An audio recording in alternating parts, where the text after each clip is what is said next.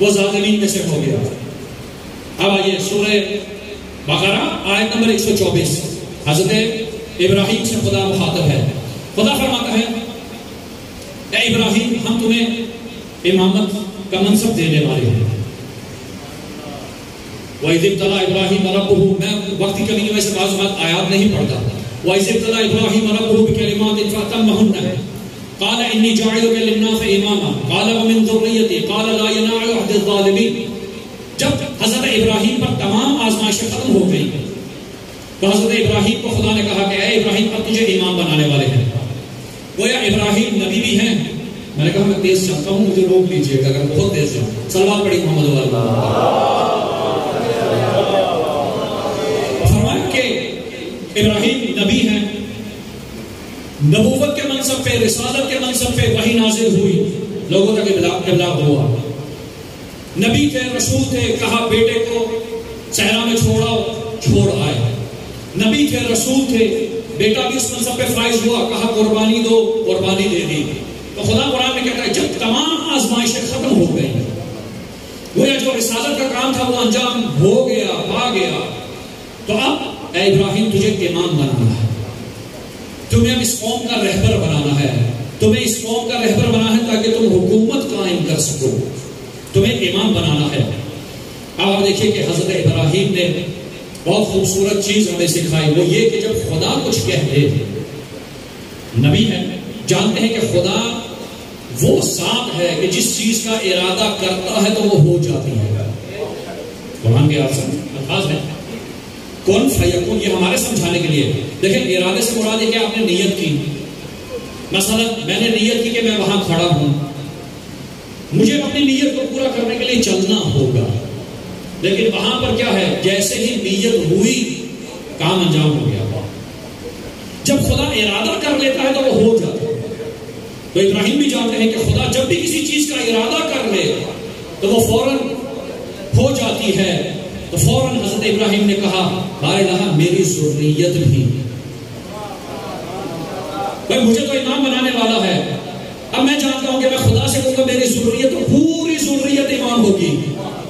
مگر خدا بھی حکیم ہے، کہا لا ینال عہد الظالمین، ہم ظالموں کے لیے یہ وعدہ نہیں دیتے. کس کے لیے؟ ظالموں کے لیے یہ وعدہ نہیں دیتے. یعنی جو بھی ظالم ہوگا وہ امام نہیں ہوگا، وہ رسول نہیں ہوگا، اس کو امامت نہیں ملے گی. تو خدا نے کہا کہ ہم ظالمین کو یہ وعدہ نہیں دیتے. اب ظالم کی کچھ قسمیں ہیں. علامہ طباطبائی نے تفسیر النظام میں ظلم کی اقسام بیان کی ہیں اور اسی سے قسمت ائمہ اطہار کو ثابت کیا کہ جو اہل بیت امامت کے اس منصب پہ فائز ہے. ظالم کی پہلے قسم وہ جو شروع میں نیک رہا ہو، ساری زندگی خدا کی عبادت کر رہا ہو. میں بہت تیز تو نہیں جا رہا، توجہ ہے سب کی. جو شروع میں عبادت گزار رہا ہو، اللہ کی بارگاہ میں عبادت کرتا ہو، مگر عمر کے آخری حصے میں بھٹک جائے، یہ ظالم ہے. یہ پہلی قسم. دوسری قسم جو شروع میں تو بھٹکا ہوا ہو، کسی اور در پر ہو، پھر اللہ کے در پر آ جائے، پھر رسول کے در پر آ جائے، یہ بھی ظالم ہے. کیوں؟ کیونکہ اس کی زندگی کا کچھ نہ کچھ حصہ ظلمت میں گزرا. اور تیسری قسم کے لوگ ہم جیسے جو کبھی گناہ کرتے ہیں توبہ کرتے ہیں، گناہ کرتے ہیں توبہ کرتے ہیں. گناہ ظلم ہے. کیوں ہم سجدہ شکر میں کہتے ہیں انی ظلمت نفسی ظلما کثیرا فاغفر لی، اے بار اللہ میں نے اپنے نفس پہ ظلم کیا، وہ یا گناہ ظلم ہے. مگر چوتھی قسم کے وہ لوگ ہیں جو نہ زندگی کے ابتدا میں ظلم کرتے ہیں، کوئی گناہ کرتے ہیں، نافرمانی کرتے ہیں، نہ وسط زندگی نہ آخر زندگی. یہ ہے معصوم. خدا نے ان کے بارے میں کہا کہ میں ان کو امامت دوں گا. لا ینال عہد الظالمین. اب تاریخ کے پیرائے میں اٹھا لے، علی ابن ابی طالب وہ ذات ہے جب پیدا ہوئی تو کعبے میں، جب رسول نے دعوت ذوالشیرہ کا اعلان کیا تو علی کھڑے ہو گئے، جب زندگی کے وسط میں دیکھا تو محافظ رسول، اور زندگی کے آخری لمحے میں یہ کہا فزت ورب الکعبہ. علی وہ ذات ہے کہ جس نے نہ شروع میں نہ درمیان میں نہ آخر میں کبھی بھی ظلم کی طرف نہیں گیا. اور خدا کا وعدہ کس کے لیے ہے؟ لا ینال عہد الظالمین. اب اگر کوئی بھی اور ہو، جس نے اپنی زندگی کے کسی نہ کسی حصے میں ظلم کیا ہو، اس کے لیے خدا کا وعدہ نہیں، وہ امام نہیں بن سکتا، اس کے لیے امامت کا منصب نہیں ہے۔ لا ینال عہد الظالمین، تو رسول خدا ظالم نہیں ہے۔ اب وہ جو یہ کہتے ہیں کہ ابو طالب ایمان نہیں لایا، خدا کا وعدہ ہے میں ظالم کو امام نہیں بناؤں گا۔ اب وہ جو کہتا ہے کہ یا وہ کہتے ہیں کہ ابو طالب ایمان نہیں لائے، ذرا قرآن پڑھ لیتے ہیں۔ خدا نے کہا کہ جو بھی ایسے کو اپنا ولی بنائے گا وہ ظالمین میں سے ہو جائے گا۔ نہ علی ظالم ہے نہ رسول ظالم ہے، جبکہ ابراہیم کے بارے میں ہے کہ جب اپنے باپ یا چچا کے بارے میں دعا کرنا چاہی تو خدا نے روک دیا، کہا کہ اس کے بارے میں دعا نہ کرنا، کیونکہ یہ بت بناتا تھا۔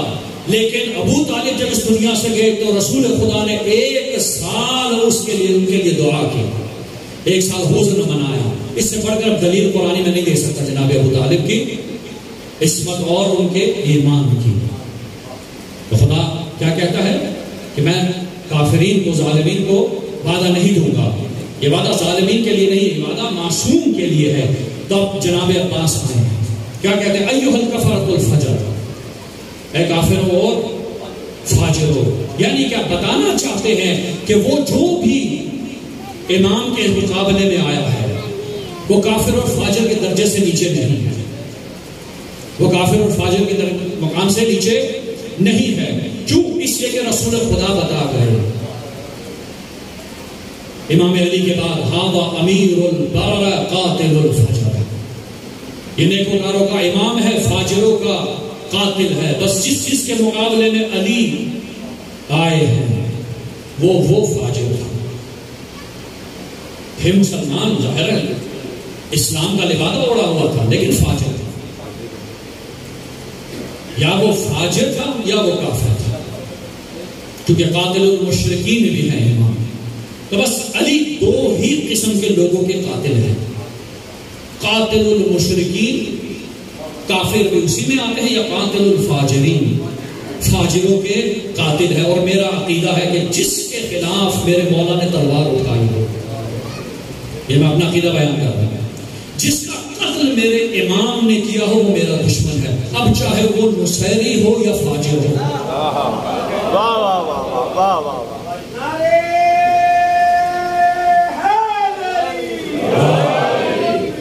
اب وہ جو بھی ہو، آپ اسے جتنے مرضی اس کی تعریف کر لیں، یہ منبر اس کے قابل نہیں ہے۔ یہ ہمارے بانیان کی ذمہ داری ہے کہ اس منبر پہ، منبر حسین کے اوپر ایسے فرق کو نہ لا جایا جائے جو نصیری ہو۔ کیوں؟ اس لیے کہ علی نے نصیری کا قتل کیا تھا۔ بھائی سیدھا سیدھا فارمولا ائمہ نے دے دیا کہ جس کو ہم نے مارا ہے وہ تمہارا نہیں ہو سکتا،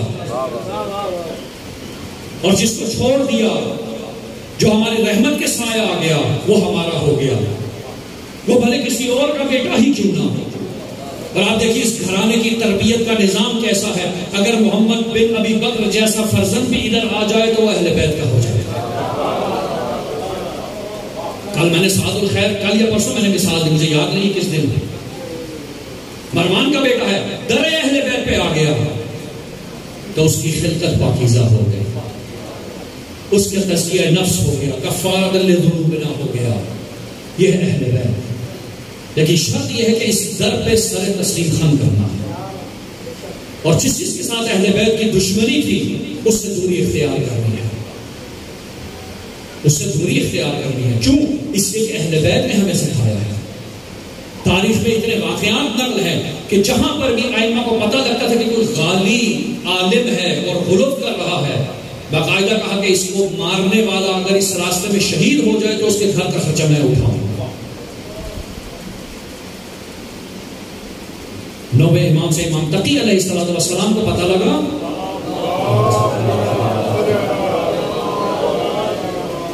کہ قزوین میں ایک غالی ہے۔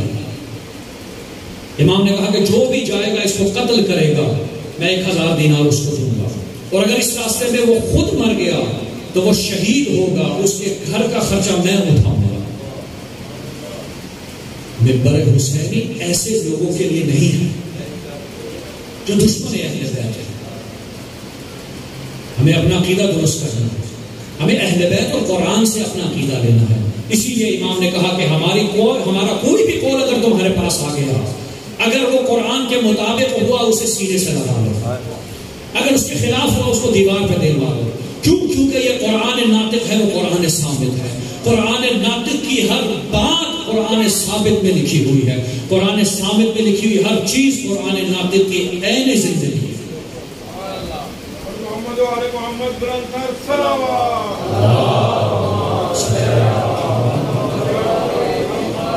اور اس چیز کا حکم ہمیں عقل دیتی ہے.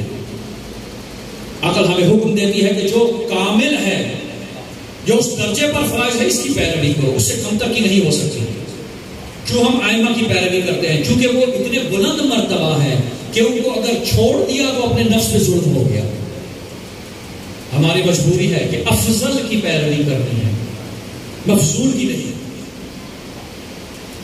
پیروی ہمیشہ افضل کی. عقل کہتا ہے، مولا علی علیہ السلام فرماتے ہیں کہ دین عین عقل ہے، عقل عین دین ہے.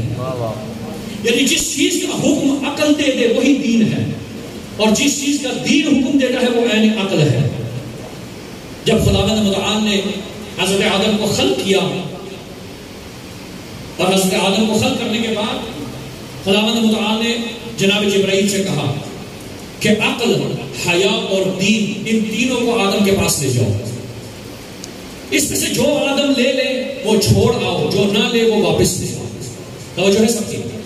اصول کافی میں شاخ حدیث عقل ہے، اس میں بیان ہوا ہے کہ بھائی جو بھی آدم لے لیں وہ دے دو، جو چھوڑ دیں اس کو واپس لے آؤ. اب جناب جبرائیل پہنچے تھے، کہا اے آدم، خدا نے تمہارے لیے 3 تحفے بھیجے، ایک کا انتخاب کرنا ہے. توجہ ہے، کیا ہے؟ دین ہے، عقل ہے، حیا ہے. جناب آدم نے دیکھ کر کچھ دیر سوچا اور پھر عقل کا انتخاب کیا. جب عقل کو لے لیا تو جبرائیل نے کہا اے حیا اور دین میرے ساتھ واپس چلو. تو حیا بولی کہ مجھے خدا نے حکم دیا ہے جہاں عقل ہو وہی تم ہو. کہا دین تم میرے ساتھ چلو. کہا مجھے بھی خدا نے کہا جہاں عقل ہوگی وہی دین ہوگا. بس اگر کہیں پر بے حیائی نظر آئی اس کا مطلب ہے وہاں پہ عقل نہیں. جہاں پر عقل نہ ہو نہ حیا ہوتی ہے نہ دین ہوتا. یہ عقل کی عظمت ہے. اسی لیے امام فرماتے ہیں دین عین عقل ہے، عقل عین دین ہے. یعنی جس چیز کا بھی حکم دین دے دے وہی عقل ہے. اور اگر حکم دین کو چھوڑ دیا تو اس کا مطلب ہے عقل کو چھوڑ دیا، اس کا مطلب ہے حیا کو چھوڑ دیا. ہاں یہ وہی مراحل ہیں جو کربلا کی سرزمین پہ نظر آتے ہیں. آپ دیکھیں روایات کو ربط دیا کرے واقعات کے ساتھ کہ جب حیا نہ ہو، جب دین نہ ہو، جب عقل نہ ہو تو کچھ نہیں رہ جاتا. اور جنہوں نے یہ سمجھا کہ صرف دین ہی سب کچھ ہے اور عقل کو چھوڑ دیا وہ لوگ گمراہ ہو گئے. پھر وہاں پہ گمراہی ہی گمراہی ہے. اہل بیت انسان کامل ہے. اہل بیت وہ ذات ہیں کہ جن کے ساتھ ہونا ہمارا معیت لازمی ہے. کیوں؟ اس لیے کہ یہ انسان کامل ہے. آیت اللہ جوادی عاملی اس کانسیپٹ کو سمجھاتے ہیں، کہتے ہیں انسان کامل دیکھیے وہ ہستی ہے کہ جس کی وجہ سے پوری کائنات ہے. اور فرماتے ہیں کہ انسان کامل کفو ہے اس جہان آفرینش کا، اس جہان امکان کا. توجہ ہے سب کی. جہان امکان یعنی زمین، آسمان، جنت، دوزخ، فرشتے، چرند پرند، ہر چیز جو کچھ بھی اللہ کے سوا ہے وہ سب جہان امکان ہے. یعنی ممکن ہے وہ ہوتا، ممکن ہے نہ ہوتا. انسان کامل اس کا کفو ہے. کفو یعنی جوڑ ہے. ایک مثال دے دیتا ہوں بات واضح ہو جائے.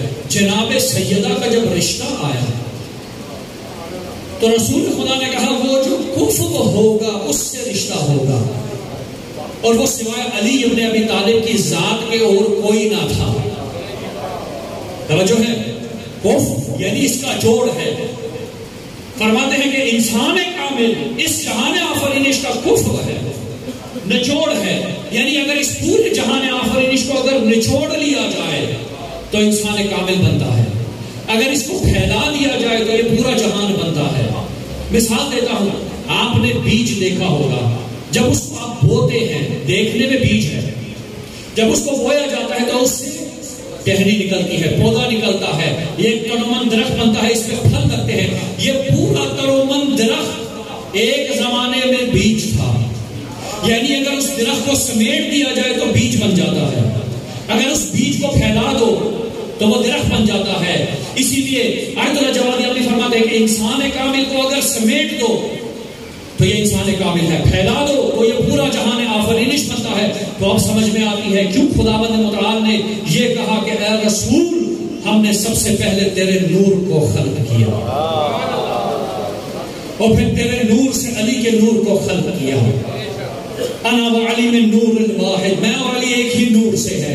اور پھر تمہارے نور سے جناب سیدہ کے نور کو خلق کیا, اور جو کچھ بھی زمین و آسمان میں ہے وہ سب جناب سیدہ کے نور سے خلق ہوا. اسی کی بنیاد پر آیت اللہ تعالیٰ جہانی فرماتے ہیں کہ ایک وجہ تسمیہ جناب سیدہ کا ام ابیہا ہونا یہ ہے کیونکہ پورا جہان آفرینش نور جناب سیدہ سے بنا. تو جب جناب رسالت مآب کا نور اس دنیا میں آیا, اس خاکی بدن میں, تو کہا میں یہ میری ام ابیہا ہے, یہ اپنے باپ کی بھی ماں ہے, یہ جو جسم ہے میرا یہ مٹی سے بنا ہے. یہ ایک وجہ تسمیہ ہے. تو انسان کامل کیا ہوا؟ اس جہان آفرینش کا کفر ہوا, اس پورے جہان کا کفر ہوا. ہاں تو اب سمجھ میں آئی جب ہم حدیث قصہ میں پڑھتے ہیں کہ جب ملائکہ نے خدا سے پوچھا بار الہ یہ کون ہے, تو خدا نے کیا کہا کہ یہ فاطمہ, ان کے بابا ہیں, ان کے بابا ہیں. کیوں؟ کیونکہ جس چیز سے وہ فرشتے خلق ہوئے وہ نور سیدہ ہے. اور پھر جب تعارف کروانا تھا تو کیا کہا کہ جو کچھ بھی زمین و آسمان میں نے ان کی محبت میں خلق کیا, ان کی محبت میں خلق کیا. اب جو بھی ان کے مقابلے میں آئے گا وہ کافر و فاجر ہے, چونکہ یہ حجت خدا ہے. اور جس بھی مقام پر کوئی بھی نظام ولایت کا انکار کر دے, چاہے وہ نوح نبی کا زمانہ ہو, چاہے رسول اللہ کا زمانہ, چاہے ان کے بعد کا زمانہ, اگر کوئی بھی نظام ولایت کا انکار کر دے تو وہ ایھا الکفرۃ الفجر کے اس مصداق کا بن جائے گا, اس مصداق کا معین ترین مثال بن جائے گی. جو جناب عباس کہتے ہیں, کیا فرماتے ہیں, ایھا الکفرۃ الفجر, اے کافر و فاجر, وہ جو میرے امام کے مقابلے میں آئے ہوا, تصدون طریق البیت امام بررہ, کیا تم اس امام بررہ کا راستہ روکتے ہو؟ امام البررہ کہا, ہمیں بررہ بننا ہے. انشاءاللہ کل کی مجلس میں اس کو مزید توضیح دوں گا. ہم بھی دعویٰ کرتے ہیں کہ امام ہمارے امام ہے, مگر کمال تب ہے کہ جب امام خود کہہ دے کہ یہ میرا شیعہ ہے. جب امام کہہ دے کہ ہاں یہ برارہ ہے, میں اس کا امام ہوں. الحسن والحسین سید شباب اہل الجنہ, وہ یہ جنت میں جانے والے سب ہی برارہ ہیں. برارتون سورہ عبس 16ویں آیت ہے. ہمیں برارہ بننا ہے. کیونکہ تاریخ میں بہت سے ایسے گزر گئے جنہیں حسین نے خود پکارا, جس میں سے ایک مثال جناب حبیب ابن مذاہب ہے. کون سی شخصیت ہے؟ امام نے خود بلایا ہے. کیا مقام و منزلت ہے حبیب. یہ وہ ہستی ہے کہ جب کربلا میں بھی بلایا, بتایا کہ یہ وہ ہے جسے میں نے بلایا ہے. فضیلت کو بیان کیا, اور مرنے کے بعد بھی اپنی زری کے ساتھ دوسری زری حبیب ابن مذاہب کی بنی, تاکہ دنیا قیامت تک جان لے جس کو امام بلائے وہ کس مقام و منزلت کا حامل ہوتا ہے. گنج شہداء میں تو سبھی شہید ہیں نا. ہم کسی خاص شہید کی طرف اشارہ کر کے یہ نہیں کہہ سکتے کہ یہ شہید یہاں پر دفن ہے, مگر حبیب وہ واحد شخصیت ہے کہ جس کی قبر صاف ہے, الگ سے قبر بنی ہوئی ہے. باب قبلہ قبلہ سے جائیں نا امام حسین کی زیارت کو، تو بائیں طرف پہلے حبیب کی قبر ہے، پھر سامنے امام کی قبر ہے۔ ایسا محافظ کے مرنے کے بعد بھی پہلے خود آتا ہے پھر امام کی زری آتی ہے۔ اللہ کیا مقام و منزلت ہے اس صحابی کی۔ تاریخ میں لکھا ہے کہ بہن بھائی کربلا کے میدان میں بیٹھے ہیں اور دشمن کی فوج جوک در جوک آ رہی ہے۔ بہن نے بھائی سے سوال کر دیا، بھیا حسین کیا ہمارا کوئی نہیں آنے والا؟ امام نے کہا کہ ہاں ایک فرد ہے، خاص فرد ہے۔ میں نے ایک نامہ لکھا اپنے بھائی حبیب کے نام۔ کہا بھیا خط سنائیں گے کیا لکھا ہے؟ خط کو شروع کر دیں، الی الفقیہ، فقیہ کی طرف، حسین ابن علی کا خط۔ انشاءاللہ زندگی رہی تو فقہا کی جو تاریخ ہے نا، ائمہ کی زندگی سے شروع ہو کر اب تک کبھی زندگی رہی تو کسی 3 یا 5 مجلسوں میں ضرور بیان کروں۔ کیا لکھتے ہیں؟ الی الفقیہ من حسین ابن علی، فقیہ کی طرف خط ہے، کس کا؟ امام حسین زہرا کے لال کا۔ پورا خط سنایا کہ ہم دشمن کے گھیراؤ میں ہیں، اے حبیب ہماری مدد کو آؤ۔ وہ ذات کیسی ہوگی کہ جس کے بابا سب کی مدد کو جاتے ہیں، وہ کسی کو مدد کے لیے بلاتے ہیں۔ کیا مقام و منزلت پائی ہے حبیب، جس بھی پہلو سے دیکھے فضائل ہی فضائل۔ بیوی نے کہا بھیا ایک جملہ میری طرف سے بھی اضافہ کر دو، اس پہ لکھ دو العجل العجل۔ حبیب اگر آنا ہو تو جلدی آنا۔ قاصد خط لے کے جاتا ہے، در حبیب پر پہنچتا ہے، خط کو دیتا ہے، حبیب خط کو کھولتے ہیں، دیکھتے ہیں مولا کا خط ہے تو بوسہ دیتے ہیں، آنکھوں سے لگاتے ہیں، کچھ دیر گریہ کرتے ہیں اور اس کے بعد ٹہلنے کے بعد گھر میں واپس چلے جاتے ہیں۔ جب گھر میں جاتے ہیں تو بیوی پوچھتی ہے حبیب کیا ہوا، کون تھا دروازے پر؟ کہا میرے مولا حسین کا قاصد آیا تھا۔ ہمارے مولا کی خیریت تو ہے؟ ہاں خط بھیجا ہے، کہا کہ حبیب میں کربلا کے میدان میں ہوں، میری مدد کرو۔ تو اس مومنہ نے سوال کیا حبیب کیا سوچ رہے ہو؟ کہا کچھ دیر کے لیے سوچ رہا ہوں کہ کیا کروں۔ اس مومنہ کو غضب آ گیا، کہتی ہے حبیب اس بڑھاپے میں بھی زندگی کی فکر ہے، لو میری چادر پہن لو، میں کربلا جاتی ہوں، میں کربلا جاتی ہوں۔ اس جملے کا سننا تھا کہ حبیب کے چہرے پہ خوشی کے آثار ہونا۔ کہا میں تمہارا امتحان لے رہا تھا۔ اب حبیب تیار ہوئے، کربلا کے میدان کی طرف جب نزدیک پہنچے تو امام حسین نے اپنے کڑیل جوان اکبر کو بلایا، کہا بیٹا اکبر ادھر آؤ، استقبل ابنک الحبیب، اپنے چچا حبیب کا استقبال کرو۔ شہزادے جاتے ہیں چچا کے استقبال کے لیے، جب حبیب دیکھتے ہیں نا کہ آقا زادے آ رہے ہیں، خود کو اسب سے گرا دیتے ہیں، آغازادوں کے ہاتھوں کا بوسہ لیتے ہوئے امام تک پہنچتے ہیں۔ جب امام کی بارگاہ میں آتے ہیں تو اصحاب تکبیر کی صدا بلند کرتے ہیں۔ اس تکبیر کی صدا کا بلند ہونا تھا کہ جناب زینب نے جناب فضہ کو کہا کہ اما فضہ یہ کیا ہو رہا ہے، کہیں دشمن نے حملہ تو نہیں کر دیا؟ جناب فضہ آتی ہیں، پوچھتی ہیں کیا ہوا، پتہ لگا حبیب آئے ہیں، خبر لے کے پہنچتی ہیں جناب زینب اولیاء کے پاس۔ جیسے ہی جناب زینب کو خبر ملتی ہے کہ ہاں جس کے لیے خط بھیجا تھا وہی آ گیا، تو کہتی ہے اما فضہ جاؤ اس بھائی کو زہرا زادی کا سلام دو اور کہو کہ تمہارا شکریہ کہ تم ہماری مدد کو آئے۔ ابھی یہ پیغام حبیب کو ملنا تھا، حبیب نے منہ پہ تماچے مارنے شروع کر دیے کہ آل رسول پر کیا یہ وقت آ گیا کہ اس غلام کو زہرا زادی سلام مل جائے۔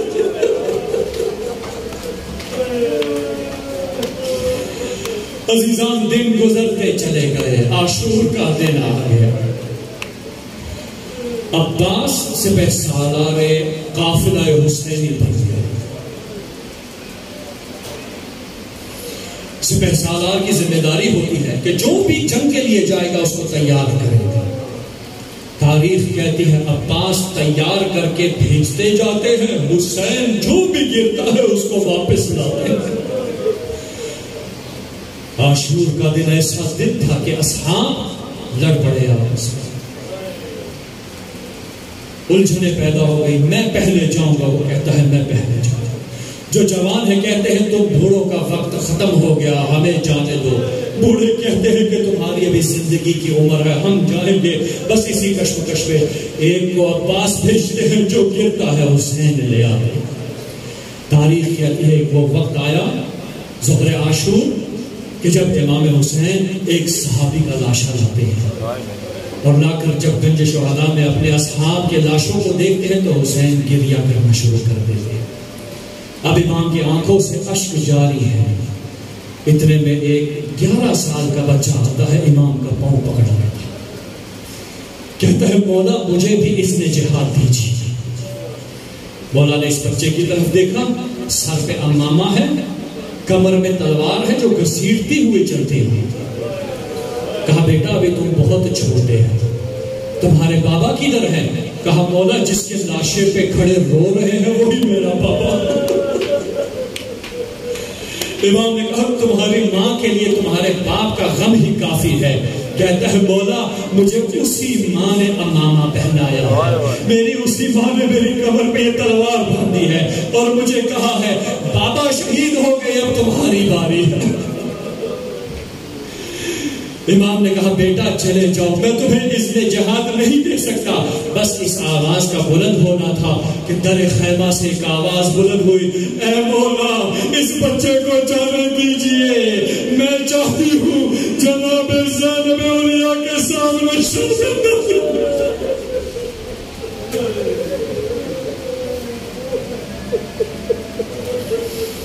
الا لعنۃ اللہ علی القوم الظالمین وسيعلم الذين ظلموا أي منقلب ينقلبون. بارك الله السلیم سے بارک مبارک قبول منظور. اللہ ہم سب کے گناہ میں کبیرہ و صغیرہ بخش. اللہ جو ذمہ داری نے ہمارے ذمہ لگائی وہ ہم ہی سے ہے, وہ کسی اور سے مت نہیں. اللہ امام زمانہ کا دل ہم سے خوشنور فرما. علماء اعلیٰ مہاراجہ الزام کا سایہ ہمارے سب قائم و دائم. اسلام ناب محمدی کی تبلیغ و ترویج کرنے کی توفیق عطا فرما. اللہ بہت سارے لوگوں نے دعاؤں کے لیے کہا ہے, سب کی نیک دینی دنیاوی حاجات کو قبول و منظور فرما. اللہ حاضرین کی بھی حاجات ہیں ان کو قبول و منظور فرما. اللہ جو مریض ہیں حاضرین میں سے, ہمارے متعلقین میں سے, یہ جملہ مومن مومنات, ان سب کو شفائے کاملہ واصلہ عطا فرما. اللہ وطن عزیز پاکستان کی خود محافظت فرما. دشمنان اسلام اگر قابل ہدایت ہم کو ہدایت, اگر قابل ہدایت نہیں ان کو نیست و نابود فرما. اللہ امام زمان علیہ السلام کا جلد از جلد ظہور فرما. ہم سب کا شمار امام کے اعوان و انصار میں.